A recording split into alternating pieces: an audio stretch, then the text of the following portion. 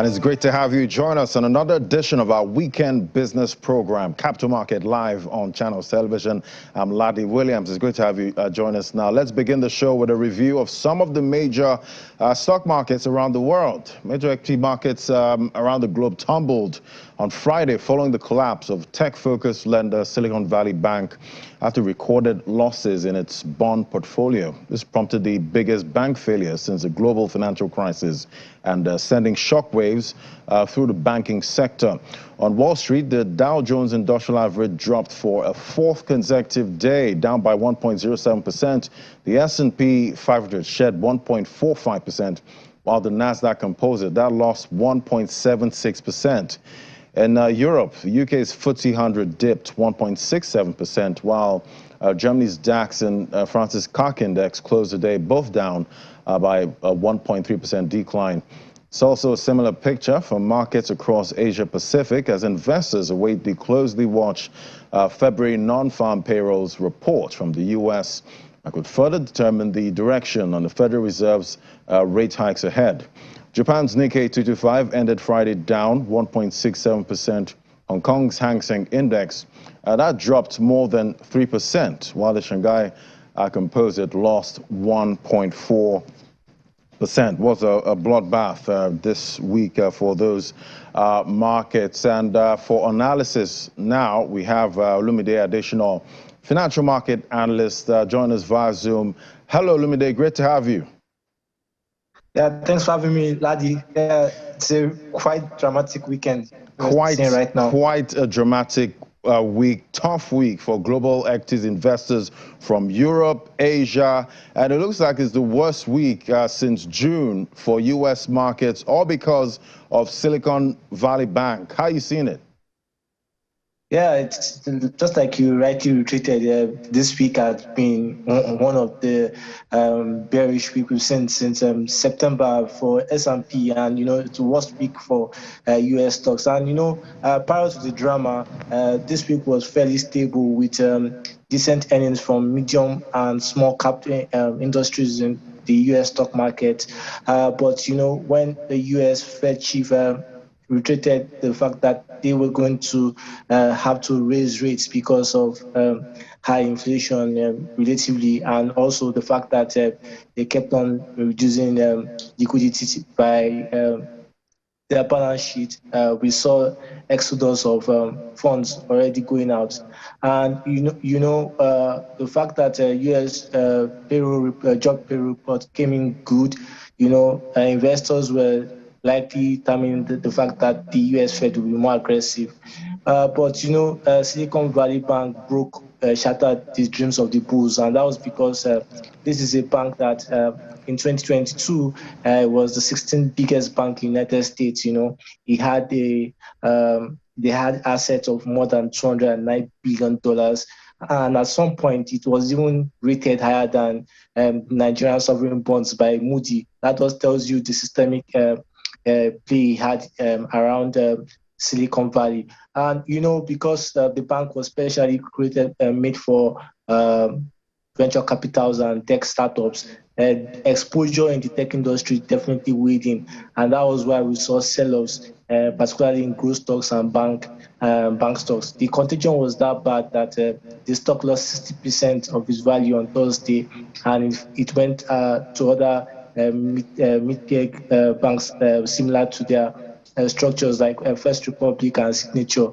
But having said all these things, the fact is that the panic seems to be exaggerated, because we saw banks like JP Morgan and Citi, Wells Fargo recovering on Friday. But earnings from Oracle also definitely weighed in the market sentiment. Revenue dropped, and Oracle has big exposure in the market space, so that also weighed in sentiment. But while we're seeing this drama, it weighs negatively on the tech industry, and that's because, like I said, they have systemic exposure.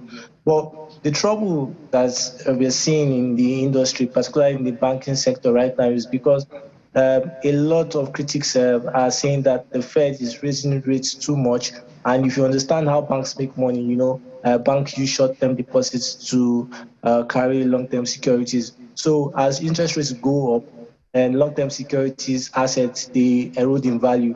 And that's what we saw in the case of Silicon Valley Bank. So they were selling at a loss. And, with the market contagion, the fact that many of these startups were in need of liquidity, the bank run definitely caused that panic. But, the FDIC weighed into the market, to the bank. Those that have $250,000 below definitely are insured.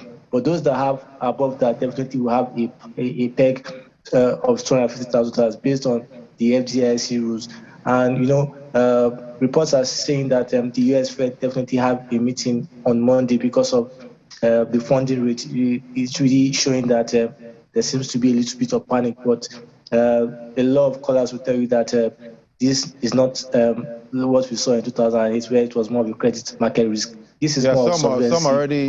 Some analysts are already trying to compare it to what we saw in 2008, but it is a bank run at this point. Do we expect more bank failures in the U.S. next week?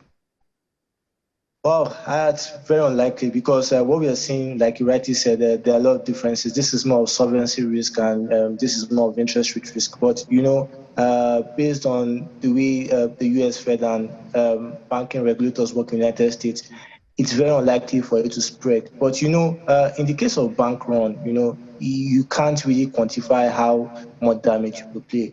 But while this panic is going on, it's not a tier one bank, it's not a JP Morgan or a Citi or Morgan Stanley. So I think tempers will definitely moderate. And that's why we saw stock appreciation in the tier one banks in the United States.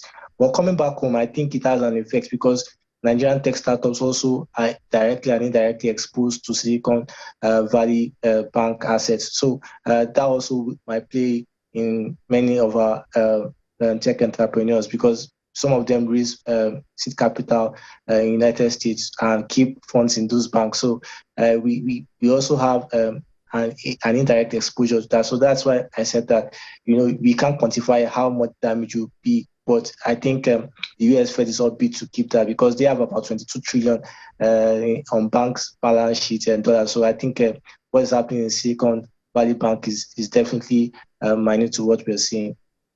Let's look towards next week. Now, what are you expecting? Are you seeing these markets still weighed down by, what's happened with Silicon Valley Bank, or do we have other risks to look at, for those markets?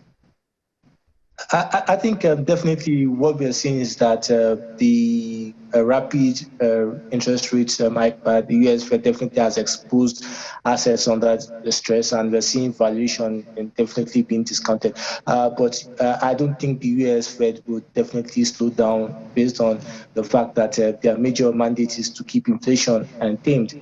And if you also look at the fact that the body language of the US Fed on Thursday, when a high-ranking Senator Warren was asking about the impact it had on unemployment, the US Fed definitely wasn't carried away. So I think the status quo likely will remain. I think what we're going to see is that regulators definitely would try to control the situation. And, surprisingly, we are not seeing any bank trying to acquire those assets, although Elon Musk had recently announced that he might pick up the bank, but it's left to be seen with the liabilities that bank presently has. So I think it would be very funny for us to put in a peg on what will really happen, but it would be a very fluid week. A lot of volatility, I guess, still expected in those markets. Anyway, thank you so much, Lumide Additional, financial market analyst. We're looking out to how the markets perform next week, maybe some kind of recovery, because it was a bloodbath this week. Yeah. All right, thank you so much, Exactly. All right, now let's look further now. Let's bring it back home. Back here, we see that it's the local equities market investor sentiment ended the first full trading week of March with moderate advance. The benchmark index rose by nearly 0.5% after a mixed trading session. At the same time, the market's capitalization increased by 144 billion naira, recouping some of the losses it recorded within the week.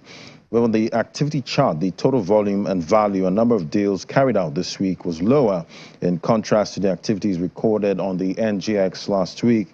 At the same time, it was mixed sectoral performance as the banking as well as the oil and gas sector index of the exchange ended deeply negative, while the consumer and industrial goods and the insurance counter were positive. Top on the list of 22 advances is Julius Berger's share price, which gained 10% to the week to date. MRS Oil led 40 other losers, down nearly 19%. While the trio of Transcorp, GTCO, Bar Cement were major contributors to 1.02 billion shares traded this week. Meanwhile, the activities on the unlisted securities market ended the week in the green, with NSE OTC Exchange Security Index recording a 0.34% advance. At the same time, the market capitalization gained nearly 4 billion naira to close the week at 955.83 billion naira. The total volume and value of securities traded during the week rose by 143%. Total volume of securities traded on the exchange went up by 183.76%, while deals and a stock traded this week were higher by more than 3% each. Meanwhile, NIPCO was the top among three gainers for the week. Friesland and Campina that led two other decliners, while Geofluids was the most traded security on the market this week for the NASD market. Now, let's shift gears now to the fixed income markets, get a review and outlook. Join us now is Boboye Olaolu, Sub-Saharan Africa economist, strategist, fixed income and FX at Cardinal Stone. Join us via Zoom. Great to have you, Boboye. Good evening, Ladi, and thank you for having me. Good evening. Yeah. Good evening. So last time I checked, the Bloomberg Africa Bond Index was down about 2.6%. What drove this, and have we seen any form of recovery yet? Okay, so firstly, the Bloomberg African Index, which typically tracks the performance of local bond markets across the African markets, has clearly been overwhelmed or underwhelmed since the start of the year. We've seen somewhat of a bearish performance since the start of the year. Firstly, we attribute this uninspiring performance to the fiscal concerns across the African region. So if you check some of the predominant issue that we're having in the African space at the moment is fiscal concerns. And secondly, we've seen a lot of downgrades, for some major markets, which is largely linked to fiscal concerns. For example, Egypt was recently downgraded. Egypt is suffering from current account concerns, fiscal concerns. Nigeria was also downgraded recently due to weak debt carrying capacity. When you also go away from Nigeria, when you move to some other major African countries, we've seen major downgrades for them in the last 2 months, and that's largely because of fiscal concerns.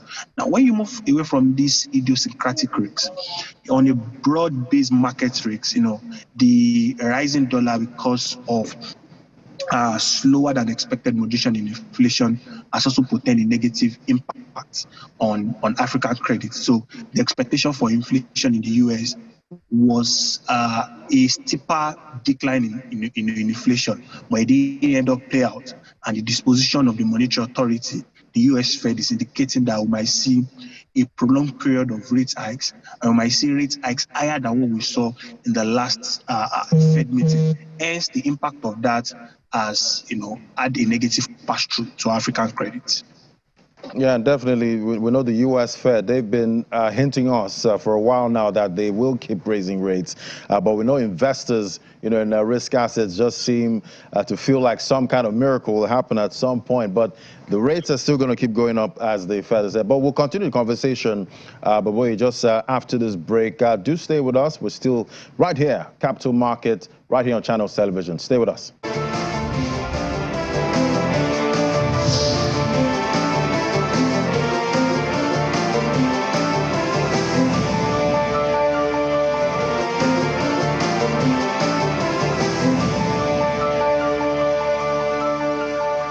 Welcome back. Still watching Capital Market live on Channels Television. We're still looking at the fixed income market right here in Nigeria. We have with us there Boboye Olaolu, equity trader, Cardinal Stone Securities, still with us. Thank you for staying on, Olaolu.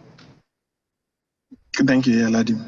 So let's look at Nigeria's government bonds now, like the Eurobonds market. What would you say are the upsides to look out for and possible downsides? Okay, so for the Eurobond market, I think that there are peculiarities to different countries. So, for example, in Angola, the interesting thing about Angola is following their IMF program that ended last year. They went for IMF program, 3 years program. They embraced a fiscal consolidation, and what we saw was that debt to GDP, which was about 136% about 2 years ago, 3 years ago, the projections and expectations for this year is that debt to GDP will moderate to about 56%. That's a material improvement, from where they used to be.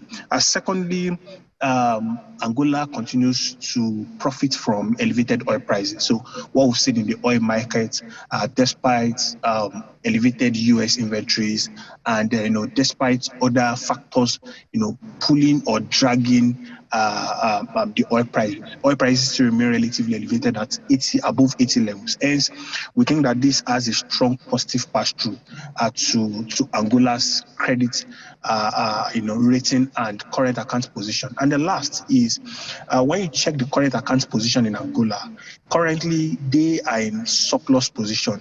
You can barely count countries in African space today that have a current account surplus. When you move away to that and you move to countries like Egypt, so like I said earlier, Egypt has been suffering from a twin concern of fiscal problems and then a current account problem. But nonetheless, one of the things we've seen from Egypt is the willingness to embrace fiscal reforms. So since last year, they've adopted a more flexible exchange rate, even though that has led to material devaluation in their currencies. Notwithstanding, this still has a strong convincing to the market that they are willing to embrace market reforms that could push them out of these challenges. Also, while we understand that the IMF impact, because they want to get IMF money might be there, but notwithstanding, their willingness to embrace reforms is material. Secondly, they have a very strong connect with Gulf countries and other countries,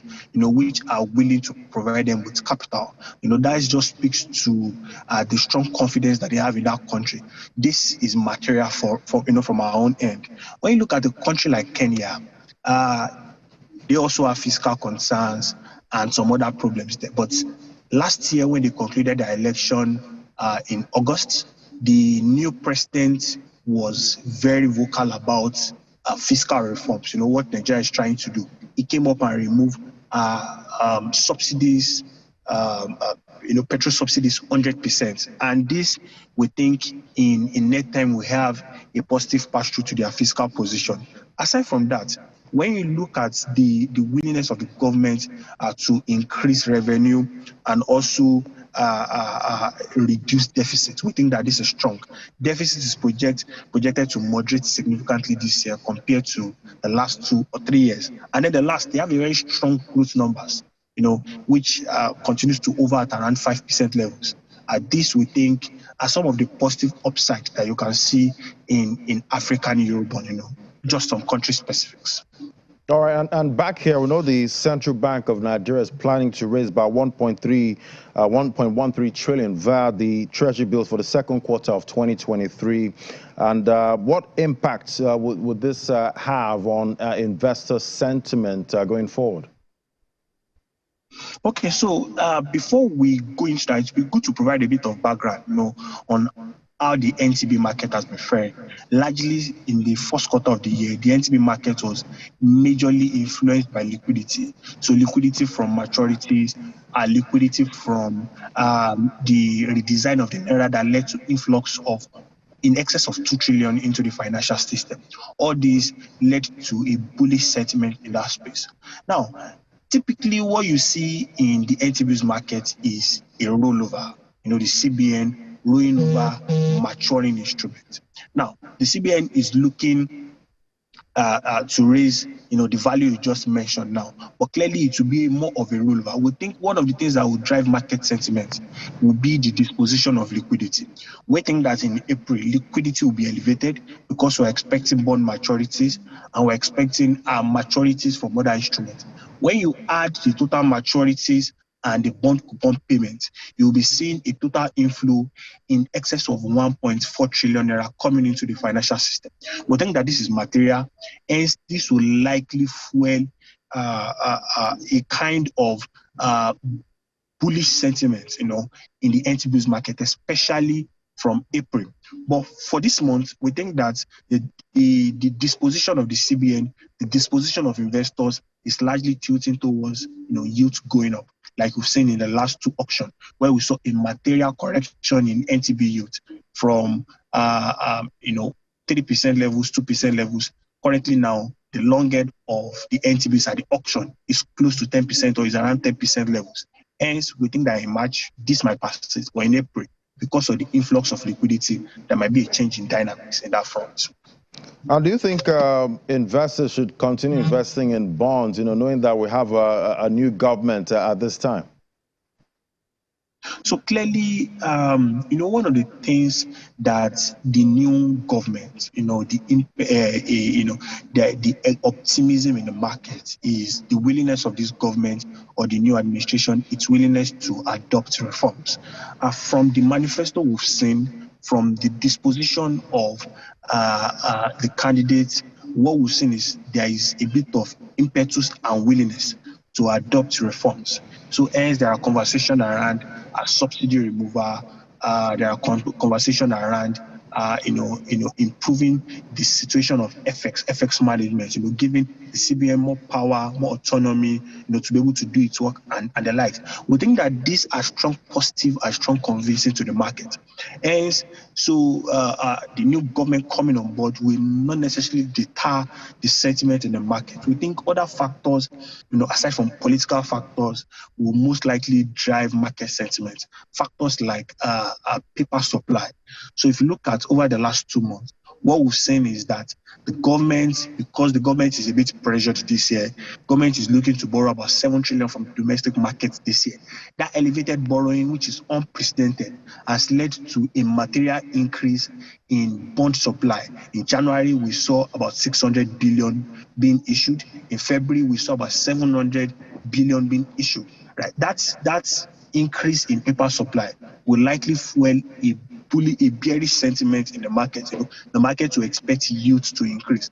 Aside from that, we think that liquidity, especially in April and in the early part of May, will play a crucial role.